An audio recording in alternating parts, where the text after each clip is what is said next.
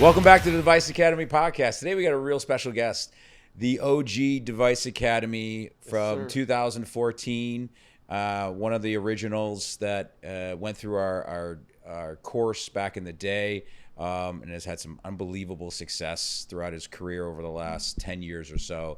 Tim Stewart, thanks for coming, Tim. Great to be here, guys. Thank you for the invite. And kind of like you were saying, it's amazing how quickly 10 years comes by, and here we are, 2025. Yeah, well, I'm super excited to hear your story and share your story. I mean, I know your story, but share your story with everybody else.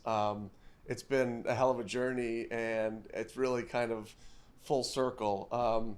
So why don't you start out and tell us kind of this whole journey that you've been on? Yeah, well, first I want to say, I mean, how much I admire you guys. It's one thing coming up and you see the people that have been doing it for so long, and I think more impressive than anything is the longevity. You see some of the people to do it consistently, and not only that, but do it consistently well. So, you know, a little bit of a fanboy here. So Thank you.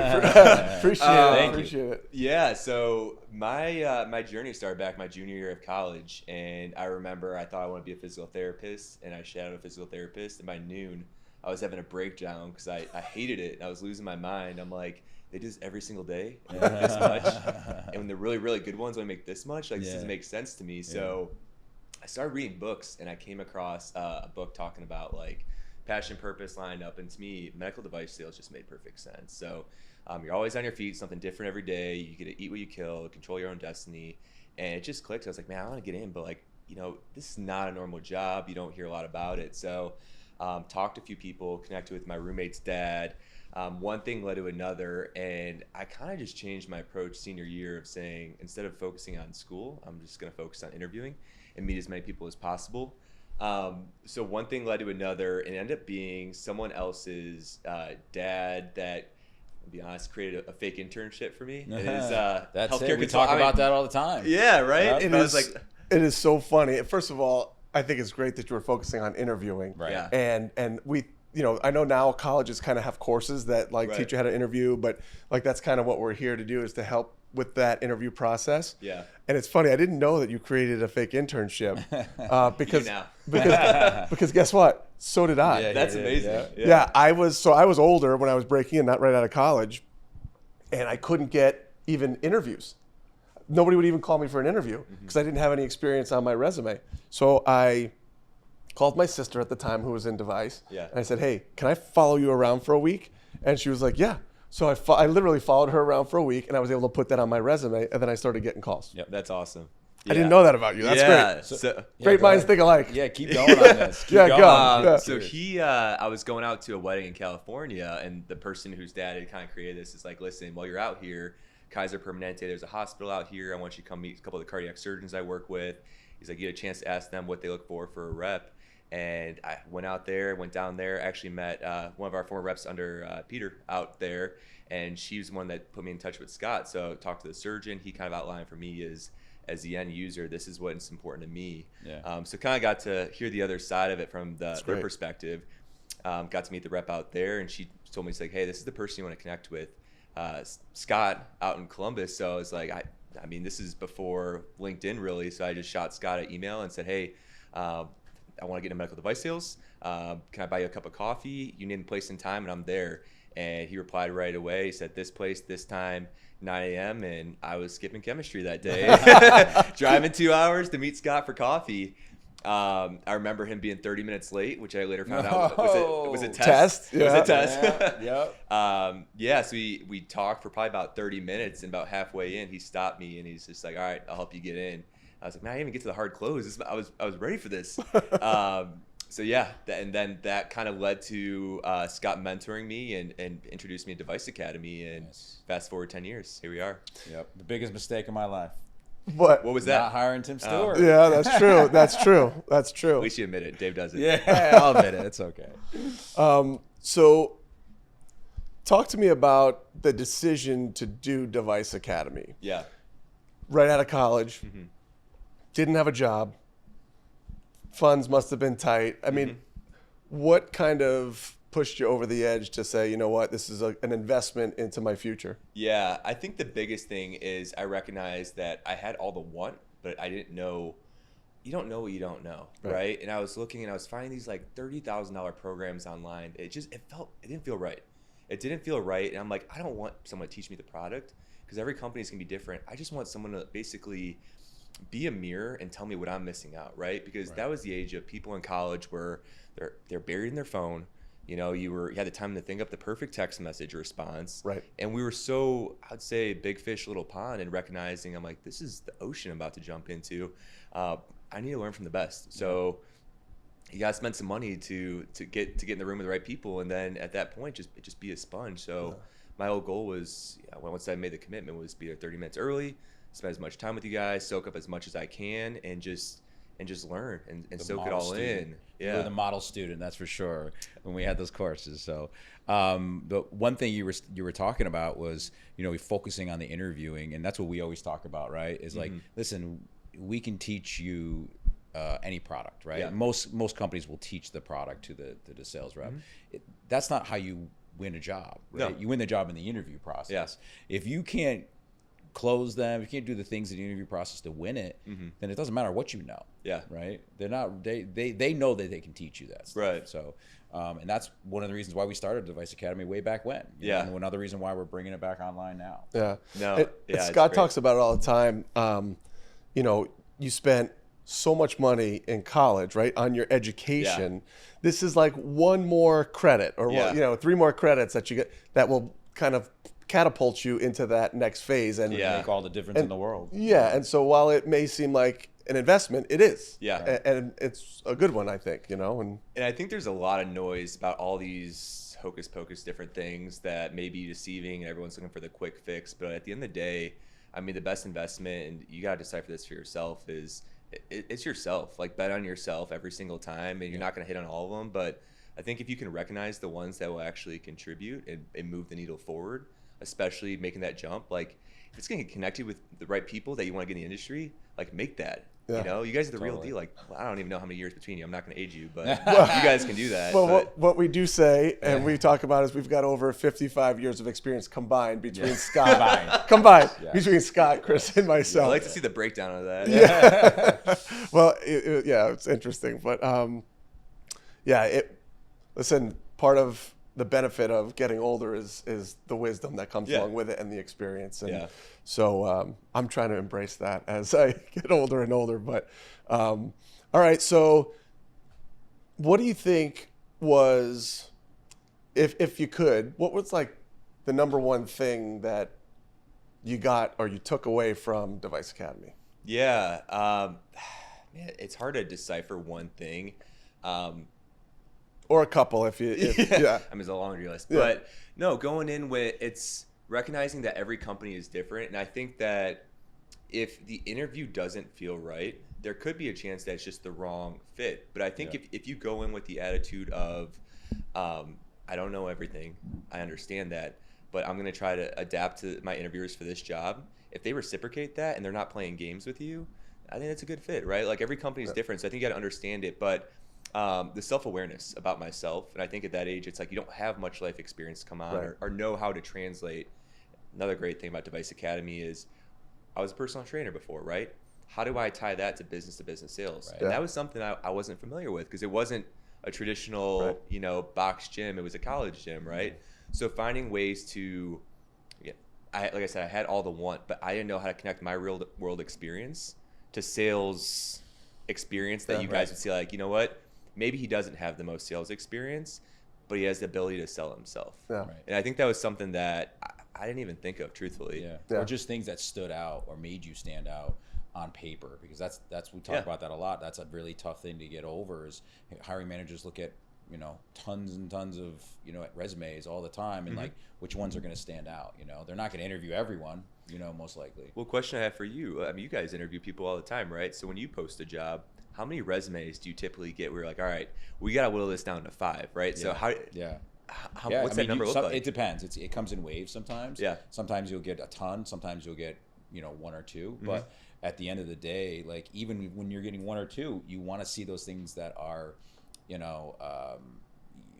could create the wow factor in a person, right? Something very interesting. Like, we talk about it all the time. Like, we've hired people with and reps that won the America's Cup, right? Yeah. No sales experience whatsoever, but he won the America's Cup, and I'm like, that there's a success there. There's a pattern of success, right? And it's like that doesn't mean that they won't be a good salesman, but like let's have a conversation and see if they have all the other attributes that we're looking for, all the other characteristics. For sure, and we talk about that all the time, and we talked about it in Device Academy, and you just brought it up on how to relate your life experience to medical device sales. Right, and I think that's a big value that we bring as well, is being For able sure. to pull that out of people. Because I can't tell you how many times I'm in an interview process and I'm like, tell me about yourself, and then they tell me, all these things that happened to them in their past, and or some crazy, I used to run a business, I owned a business. I'm like, I don't see that on your resume. Why is that not on your resume? Is it there? Yeah, that's cool. cool. Like, I didn't think it was pertinent to the job, but I'm like, you got to put that on your resume. Yeah. I find myself, to talk to your question, I find myself as I'm interviewing people, coaching them. Yeah. And I'll be like, Yes, I'll be like, all right, time out. Let's just pause the interview for a second. Regardless of what happens here, I said, you need to do this or do this going forward, because I just feel it's innate in what we do. Almost. Yeah, almost like a dad. As I'm getting older. In a way, though, I'm sure you like that too, because if like, cool, got it and adapt, that's like, okay, I can coach this person. Exactly. I can work with them. We do it all the time. Like, I'll interview them first, and then I'll be like, okay, he didn't wear a suit and tie. He didn't have a paper resume. And it's like, I'm almost like making excuses sometimes, but I'm like, I tell them at the end, like, listen, I'm going to move you on, but you need to wear a suit next time. You need a paper resume or whatever it is. You know what I mean? The things that I see. And I'll send them to Mike, and we won't share any information about the candidates when we send candidates to each other. And then once we both interview them, we circle back, and I'll be like, okay, first question: did they wear a suit? Did they wear a tie? I'm like, he wore a suit. Did they take direction? Are they coachable, like you said? Right. And that's a big telltale sign for that. So I'm sure you guys have answered this question before, but I'm curious. So an initial interview, what's a non-negotiable? Like, this is a deal breaker, like some trivial thing that candidate could do that could just be like, sorry, can't see past it. I don't want to speak for Chris. We've got our own kind of red flag system, and mine is kind of like a 3-strike and you're out sort of thing. Okay. So, and we talked about this all the time. You can't be late. Yeah. Oh. Right. It's just an easy thing. You got to be early. I love when I get the text message, "Hey, I'm here," and I'm like, "We're not supposed to meet for an hour," but like, okay, cool, like great. So it's funny. So you mentioned tests, but sometimes I'll sit at this hospital, and it's like a kind of a cafeteria area with an open, like atrium looking down on the lobby. And there's the security guard that's down there. And so I can see the candidates come in and talk to the security guard. I'm like, all right, well, can they get past the security guard? It's not like a non-starter, because they don't credentials. Nowadays, they're getting pretty hard. I like to see if they can build rapport with me. Yeah.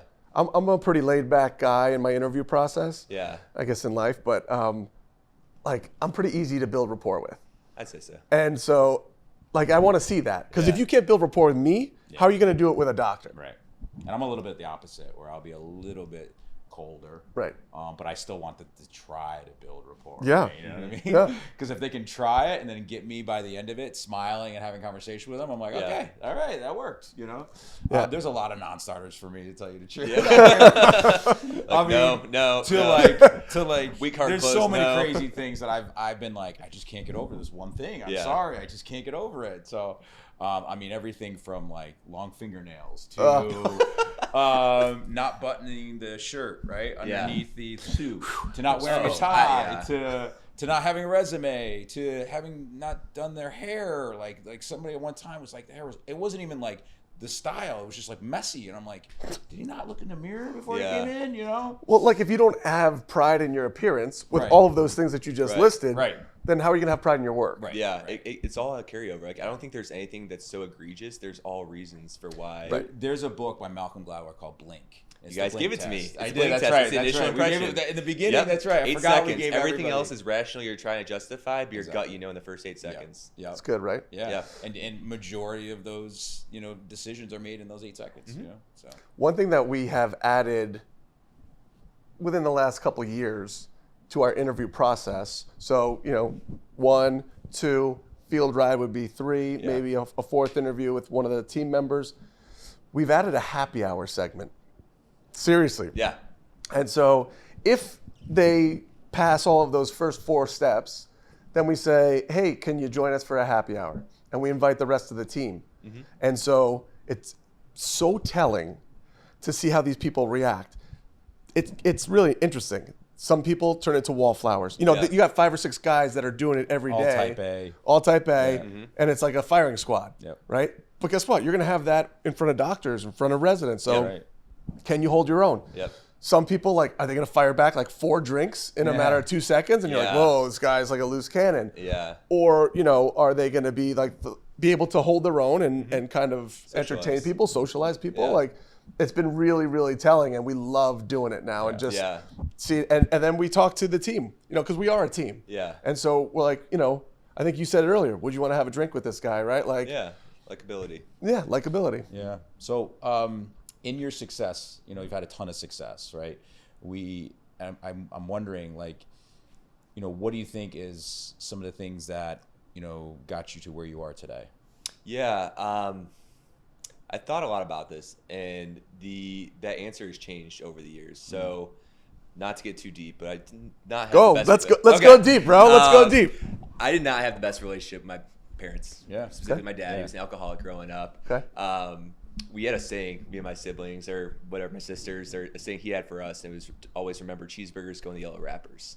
And the joke was, say that again? Cheeseburgers go in yellow wrappers. Okay. So he was implying, like, hey, when you don't make it, you could always work at McDonald's. Right. So as like a kid, I'm sitting there thinking, like, like, screw you, piss off. Like, I'm going to show you, and, and so that was kind of being a teenager going through that and seeing some of the stuff with him and my mom.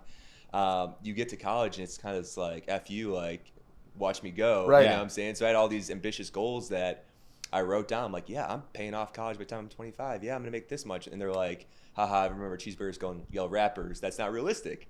Right. So I think coming out of college, like my first couple of years, like that was my motivation, is to prove my parents wrong. That's awesome. And did we even find that out about him? No. You didn't ask. I mean, that's gold. But that's gold. Dude, like, but that stuff like that, like, I know it's painful. I know it's something you don't want to talk about very often. But in an interview, if I heard that in an interview, I'd be like, oh my God, this guy, he's going to work his tail off. Yeah. He's going to pound the pavement and bang his head, at the wall, run through the wall, whatever the expression is. Yeah. But, I mean, to me, I'd be like, I'm hiring you right now, just from that little story, because I know that success a lot of times is from the past, right? Mm-hmm. Like, things that have happened in the past, things that have created who you are today. That's why we ask that question all the time, to try and bring something out like that. And I'm really upset that we didn't get that. No, but I don't think we asked that question back then, to tell you the truth.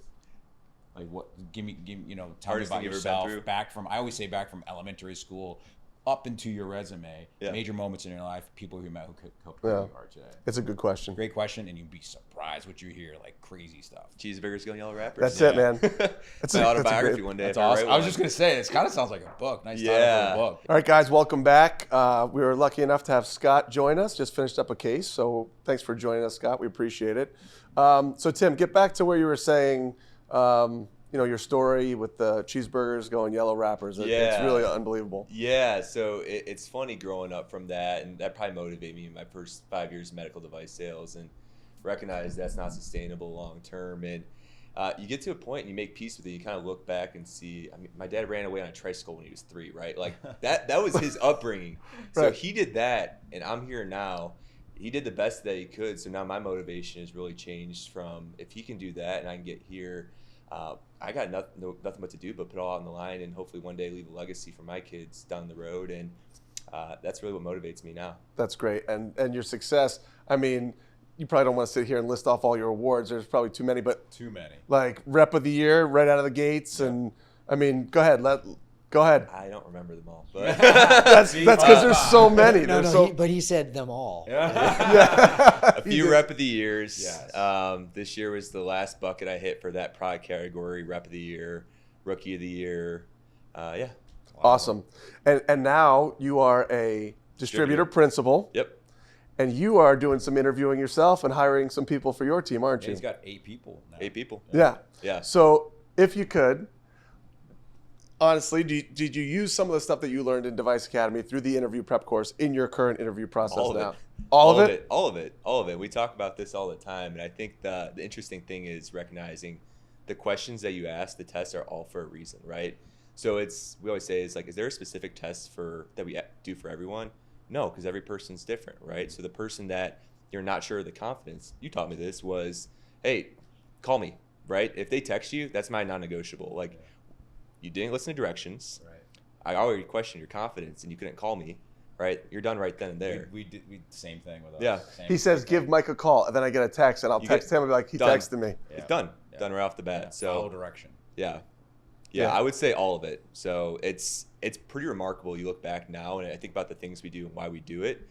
Sometimes I don't know, but I know it was all built on those pillars, that the stuff that we discussed. Right. And the questions you asked, the why behind it, figuring out these stories, digging in deeper, and testing, right? Because the biggest thing is people say oh, I don't like to be tested. I'm like, well, guess what?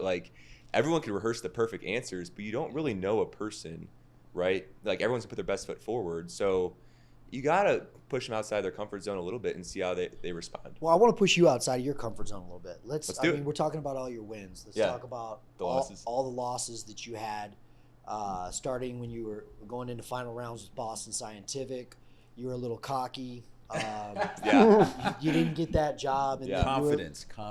No, it was cockiness. He was cocky. It was cockiness, yeah. And he got sent home, and I talked to the hiring manager too, and I put a good word into the hiring manager, and she just wasn't overall impressed. Oh. And Wow. it's not because he doesn't have the now. skills. It's just because he didn't know. He didn't go to the academy yet. I mean, honestly, he's the right person, but he wasn't ready, and he didn't have the years of experience in sales that would relate directly to the interview. He just didn't know the process. He I probably don't know how wasn't to bringing package out either. everything that he should be bringing out. Mhm.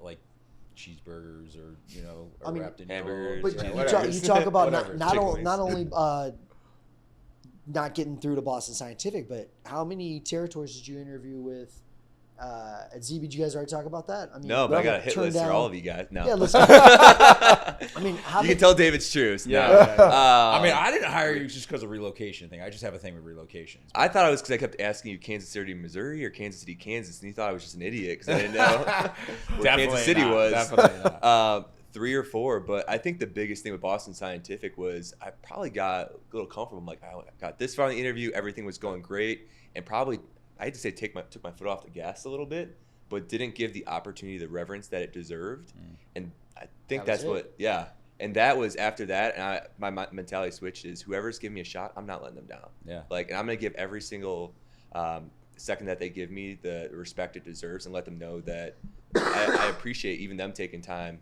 I was telling them before about Columbus. You're like, meet me this place this time. I'm like, cool. I'm skipping chemistry. Yep. Be there. See you at North Star Cafe, and that was that. So, but remember the appreciate name the of moment. the cafe. That's Yeah, impressive. Yeah. I remember pulling out, leaving, and seeing Tim. 20 minutes later, seeing him write a follow-up email to me in the car. I knew exactly what he was doing. I think you were in a 4Runner, and I loved how fast it came. Yeah. Yeah. I mean, Yeah, the follow-up is key. We talk about it all the time. I don't understand how you're in a first interview and they do great and they say what's the next steps and you're like, oh, do this, Right. and why not just do it right away or that day? Like, if there's so many times where like a day or two goes by and I'm like, Mike, did anybody reach out to you yet? And he's like, Yeah. no. And I'm like, are you kidding me? They're sitting there telling me how bad they want to be in this industry. They'll do whatever it takes, and I tell them what the next step is, and they wait 2 days for it. I'm like, right? It Yeah. doesn't make any sense. One other thing though, that you didn't do well was close. Oh, Like okay. in that first interview. Yeah. It was weak. Yeah. But you don't know what you don't know. Right. Like, and if you're getting advice from an accountant Mhm. on how to interview to be an accountant, like my sister works in another industry. She's like, hell no. I do not. She's a recruiter. She does not want anybody closing her hard. But it's not a sales job. Every sales job, Right. we get excited when someone closes Yeah. us. right. And then going back to the benefit of Device Academy is learning that, right? Investing to learn with the insiders, like this is the things that they look for. And more importantly, the why behind it, right? Because if they can't ask you for the job, they're not asking for their business. They're not Right. asking for their case. Right. So non-negotiable right there. What's the ABC of sales? Always be closing. That's it. All right. Yeah. See, he did learn something. What are your, we talked about kind of like your non-starters. Yeah. What characteristics do you look for when you're interviewing, or maybe it's some of the people that you've already hired? What are the characteristics that they all have in common? Yeah. So I don't want to say they don't have a lot of characteristics in common, but because they're all different, right? But I think that the self-awareness, the confidence, the ability to take direction, and the humble stories that show leadership and initiative and self-starter, really, right? So how many people in college are willing to stick their necks out, do something creative? So Layla on our team, the story that got me, I was like, I want her on our team, was she was a D2 college soccer player down in Georgia, and she came up to Indiana for grad year, and she was captain. I was like, hang on, walk me through this. You were there for 1 year, and you were the captain of the team. And she's like, yeah. I was like, how did that come to be? Like, I mean, captain is part of this is you got to win over your team. She was like, first day I got there, they were talking about who wants to be the captain, and I asked them, I was like, can I get up and address the team? And they're like, sure. So she's like, I got in front of the whole team and said, this is who I am, this is my experience, this is my story. You guys don't know me, but coming from the outside, I can give you my word, I won't let you down. And she's like, they picked me as one of their captains, and I was like, that is the coolest story I've ever heard. Really like, so good, dude. I would have been like, you're hired. Yeah. So good. Yeah. So, but things like that, right? Yeah. Where, and I think that's one of the things I learned in Device Academy is that humility, but that awareness and the self-assurance, but not cocky. Right. You know what I'm saying? Confident, not cocky. Yeah. And another thing I learned from you was the fact of when people come in, they'll be like, oh, I'm smart, I'm a hard worker, I'm great. I'm like, if you got to tell me that, you're not. You know what I'm saying? Like, you can see it when the things they do, or The conversations you have. yeah, you pick up on it. So I'm like, don't tell me that, show me it. Or the tests you put them through too. Or the Sometimes. test, yeah. I Yeah. always make people drive pretty far to the interviews. That's That true. was Connor. Yeah. The And show- sometimes I change the time and the date. I mean, I know it sucks and it's like inconvenient, but That's the job though, right? Right. Like that's surgery. right. How bad do you really want it? Yeah. You know, if you want it really bad, you'll make it work in some way, shape, or form. You know? The show me, don't tell me thing is great. And I heard a quote. It says, the actions speak so loudly, I can't even hear what you're saying. Oh, interesting. Right? So it's like, don't tell me, Yeah. show me. Thanks for checking us out today at the Device Academy podcast. If you want to look deeper, get into our website, deviceacademy.org, and check out all of our socials.